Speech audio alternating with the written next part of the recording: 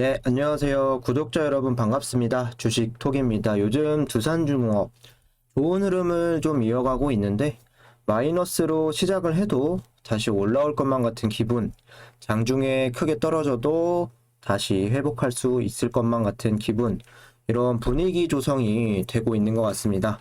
마치 이전 상승세가 시작이 되었을 때와 비슷한 모양새로 주가를 그려나가고 있는데요. 오늘은 마이너스 2.8% 이렇게 조정이 나왔는데 최근 상승 13% 대비했을 때 뭐 이 정도는 괜찮다고 볼 수 있겠습니다. 어제 상승폭을 잡아먹은 건 좀 아쉬울 수는 있어도 뭐 진부한 표현일지 모르겠지만 주가는 쉬지 않고 계속 올라갈 수는 없겠죠. 그저 우리는 현 상황 좀 지켜보시면서 대응만 잘하면 좋은 결과 충분히 얻을 수 있을 거라고 생각을 하고요. 그러면 영상에서는 좋은 소식과 나쁜 소식 하나씩 좀 판단을 해보고 앞으로 주가 흐름에 대해서 체크해보는 시간 가져보겠습니다. 매번 말씀드리지만 두산중공업 내년까지도 지켜볼 예정입니다. 관심 있으신 분들이나 중장기 종목 선정하기 어렵다라고 하시는 분들 필히 영상 끝까지 시청 부탁드리고요. 구독과 좋아요는 저에게 큰 힘이 됩니다. 제가 나아가고자 하는 방향, 소통하는 방송인 만큼 지금처럼 댓글로 많이 남겨주시면 되겠고 멘탈 잡고 길게 보는 방향으로 두중 끌고 갈 생각이니 지속적으로 많은 관심 부탁드리도록 하겠습니다. 그럼 구독, 좋아요 눌러주셨으면 영상 시작을 해볼게요. 여기 보시면은 원전 관련주들 그리고 두산그룹주들 제가 캡처를 좀 해왔습니다. 원전 관련주들 같은 경우는 초반에 또 양봉 흐름을 뽑아내다가 대부분 마이너스가 된 채로 종가에 마감이 되었습니다. 뭐 두산 그룹주들도 별반 다를 건 없는데요. 다 마이너스로 마감이 되었고 뭐 두산 퓨어셀 정도만 빨간불이 들어왔는데 플러스 0.61 뭐 의미는 없겠죠. 뭐 어제도 말씀드렸지만 두산 퓨어셀은 수소 관련주 이렇게 따로 움직일 수도 있다라고 말씀을 드렸죠. 두중이 뭐 원전 관련주나 두산그룹주 이렇게 꼭 같이 움직인다라고 볼 수는 없지만 어느 테마주로 묶여서 가는지 아니면 개별로서 움직이는지 이런 부분들 체크는 해볼 필요가 있을 것 같습니다. 두산중공업이 요 며칠간 공매 비율이 뭐 5%, 6%대로 좀 올라가면서 여기 보시면은 단기적으로 이제 공매도 그리고 중기적으로 이런 공매 수치가 좀 올라가 있는 모습인데 주가는 오히려 이렇게 상승을 하고 있는 부분 나쁘다 할 수는 없겠습니다. 차트 모양도 최근에 올라가고 있는 여기 흐름과 그리고 이전에 또 이렇게 올라왔던 부분을 비교할 수가 있는데요. 5일선을 쭉 타고 상승 곡선을 그리다 중간중간에 이렇게 조정이 한 번씩 나오죠. 여기도 한번, 여기도 한번 이렇게 나와주면서 올라가는 그림. 앞으로 주가를 예측하는 건 어렵겠지만 호재 한번 터진다면 이전과 같이 급등할지도 모르겠습니다. 이런 그림들이 가장 베스트겠지만 저는 지금 상황도 느리긴 하지만 꾸준한 상승 흐름, 안전한 이런 조정들도 거치면서 우상향하는 게 더 좋다라고 생각을 합니다. 수급도 간단히 체크를 해보면 외인이 64,000주 매도, 개인이 14만 주 매수, 그리고 기간 9만 주 정도 나갔습니다. 16일 주가가 다시 재상승을 하려는 기점으로 봤을 때 꾸준하게 연속적으로 매수세로 일관하는 투자 주체는 보이지는 않습니다. 외국인 들어왔다, 개인 들어왔다, 기관 들어왔다, 또 외국인, 개인, 외국인, 개인 이렇게 좀 들어왔는데요. 오히려 이런 일정하지 않은 수급들이 급등을 연출하지도 않고 그렇다고 급락을 보여주지도 않고 좀 적절하게 개인이 많이 들어오면 외국인과 기관이 빠지고 외국인이 많이 들어오면 또 개인과 기관이 이렇게 나가고 좀 적절하게 견제를 하면서 주가 자체는 우상향으로 가고 있다. 이런 모습은 좋다라고 말씀을 드릴 수가 있겠습니다. 그래도 투신이나 연기금 그리고 기타 법인들도 최근에 이렇게 좀 들어와 준 부분 좀 눈에 띄는데 이 영향도 주가를 만들어가는 데 있어서 배제할 수는 없을 것 같습니다. 이런 부분 체크하시면 좋을 것 같고요. 그럼 오늘 나왔던 공시나 언론 보도를 통해서 좋은 소식과 나쁜 소식 이야기를 해보도록 하겠습니다. 먼저 안 좋은 소식부터 말씀을 드릴 건데 아마 공시 자주 보시는 분들은 다 보셨을 거라고 생각이 듭니다. 남아공 석탄 플랜트 EPC가 공급 가계약을 종료했다라고 나와 있습니다. EPC 같은 경우는 약자로 설계, 조달, 시공 이라고 해서 뭐 대형 건설 프로젝트나 인프라 계약을 따내고 제공하는 뭐 사업이라고 보시면 되는데 쉽게 말씀드리면 두산중공업이 석탄 화력 플랜트를 이제 수주를 하려고 했었죠. 이렇게 보시면 되는데 오늘 날짜로 남아공 지역의 석탄 화력 발전소 EPC 계약이 종료되었다라고 통보를 받았다라고 합니다. 뭐 첫 가계약은 2017년 11월 20일이고요. 여기 보시면은 그때부터 3년간 쭉 본 계약을 미루고 있던 상태인데요. 그럼 가장 최근에 나왔던 공시 작년 12월 23일인데 여기를 보시면은 공급 가계약 체결을 했습니다. 공급 가계약은 약 1조 1,500억 원 규모인데요. 직전 사업년도 연결 매출액 대비 8.28%에 해당된다라고 합니다. 그러면서 본 계약은 2021년 올 상반기로 좀 나와 있었는데요. 제 생각을 좀 말씀을 드려보면 가계약을 하고 계속 3, 4년 정도는 본 계약이 이렇게 미루어졌고 두산중공업에서도 어느 정도 이 수주가 불발되겠지라는 부분은 예측했을 거라 이렇게 좀 판단이 서는데 공시상에서 가계약금 1조 1,500억 원이라고 나와 있는데 그게 전체 수주 금액인지 아니면 전체 금액에서 가계약이기 때문에 일부만 책정을 한 건지 아니면 가계약금을 이미 두산중공업에서 받았는지는 알 수 없습니다. 최악의 상황은 이미 이 가계약금을 두산중공업이 받아서 돈을 다시 돌려줘야 하는 상황인데요. 중요한 거는 이 이슈로 해서 주가는 크게 반응이 없었다는 부분입니다. 뭐 장초에 마이너스 3.7%까지도 밀리기는 했지만 또 반대로 생각하면 플러스 2% 가까이 오르기도 했죠. 그래서 이 공시 내용으로 주가가 이렇게 영향을 받았다라고 보기에는 무리가 있을 수 있겠습니다.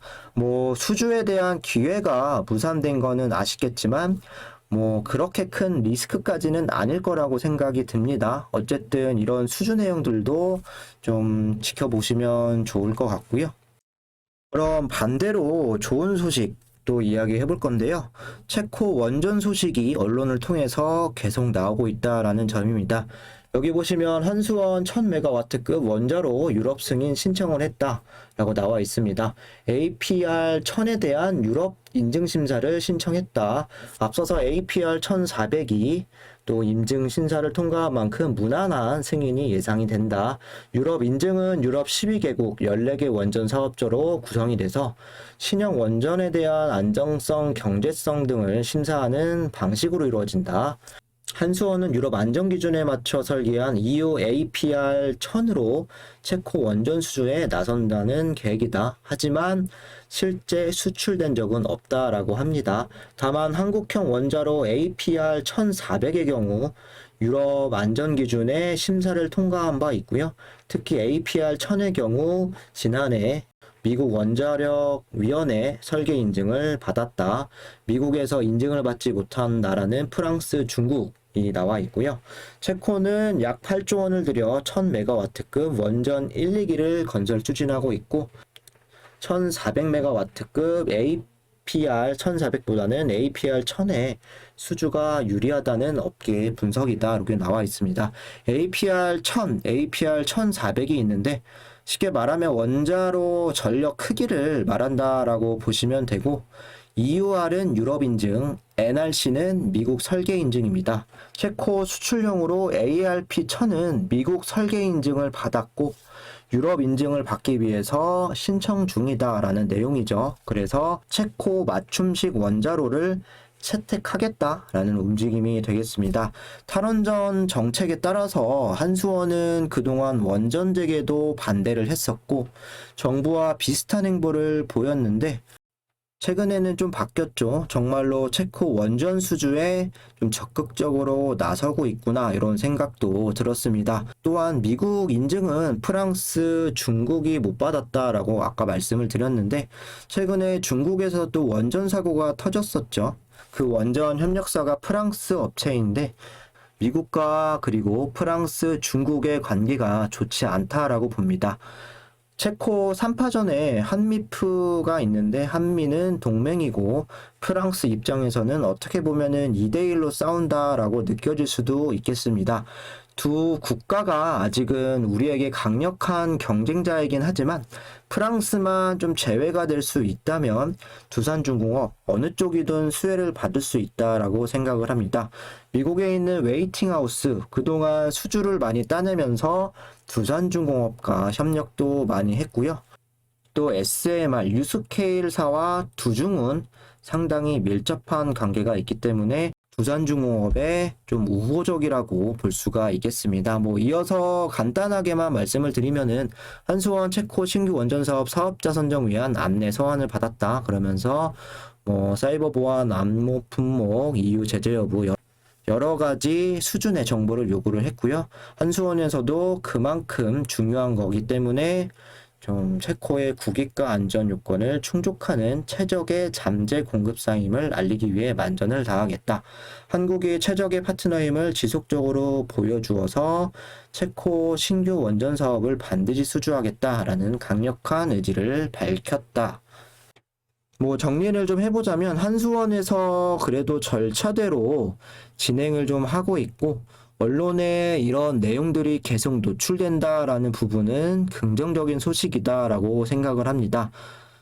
한 번의 기사로 주가를 급등을 하고 끝내는 것보다는 여러 번 이런 내용들이 나와서 꾸준하게 체코 수주에 대한 이런 기대감도 끌고 갈 수 있고 내용들이 한번 크게 치고 나왔다가 좀 뜸하다라고 했을 때는 주가 흐름이 또 조정이나 횡보하는 시간이 길어질 수도 있겠죠. 계속해서 진전된 내용들 나와주기를 바라야겠고 이런 부분들을 체크해 주시면 될 것 같습니다.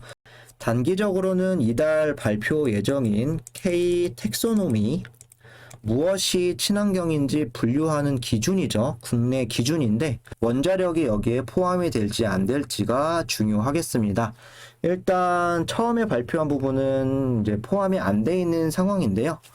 EU 텍소노미 같은 경우도 다음 달이면 또 발표 예정입니다. 원전을 탄소 배출 감소를 위해 적극적으로 EU에서는 활용할 것이라는 전망이 대다수입니다. 만약 EU에서 원자력을 친환경으로 분류를 하게 된다면 원전 수요는 더 빠르게 증가할 것이고 우리나라 같은 경우도 미국, 중국 그리고 EU처럼 원자력을 포함시킬 가능성이 커질 수가 있겠습니다. 역시 탈원전 정책이 어떻게 바뀔지는 모르겠지만 한국도 탄소 중립이라는 전 세계의 흐름을 역행할 수는 없을 거라고 생각을 합니다. 시간이 지나면 분명 원자력 업계에는 희망적으로 바뀔 수 있다라고 생각을 하고요. 기술적으로는 종가에 다시 음봉세가 짙어지면서 마이너스 2.8% 마무리가 되기는 했지만 걱정할 부분은 아니라고 말씀을 드렸습니다. 흐름상 오늘 27,000원 박스권 상단 부분이죠. 여기를 돌파하고 다시 내려오면서 내일 흐름이 상당히 좀 중요할 것 같은데 재차 돌파를 시도하느냐 아니면 조정으로 들어가느냐 싸움인데 중요한 건 그 가격대에서 크게 벗어나지 않는 게 좋겠죠. 뚫고 유지를 하게 된다면 상승 흐름을 이어갈 수 있고 그게 아니라면 재차 박스권 23,000원에서 27,000원 구간 이런 사이에 좀 머물 수도 있을 것 같습니다. 그동안 27,000원 구간대를 한 번, 두 번, 세 번 이렇게 시도를 했었는데 뚫기는 뚫었지만 유지하는 게 굉장히 어려웠고 쉽게 허용해주지 않는 모습인데요. 매물대가 좀 부담스럽기는 한가 봅니다. 급등이 한번 연출을 해준다면 일부 수익 실현을 하고 제 타이밍을 기다리는 전략, 그리고 조정이 나온다면 신중하게 또 지켜봐야겠죠. 일단 단기적으로 5일선을 크게 이탈하지 않는 이상 현재 구간 지켜보면서 대응하시면 될 것 같고요. 장기적으로는 23,000원 이하 가격 내려오기 전까지는 그래도 좀 여유롭게 지켜보시면 될 것 같습니다. 이상으로 두산중공업 영상 여기서 마치도록 하고, 내용이 좀 유익하셨다라고 하시는 분들은 구독과 좋아요 한 번씩 부탁드리겠습니다. 영상 시청하시느라 고생 많으셨습니다. 감사합니다.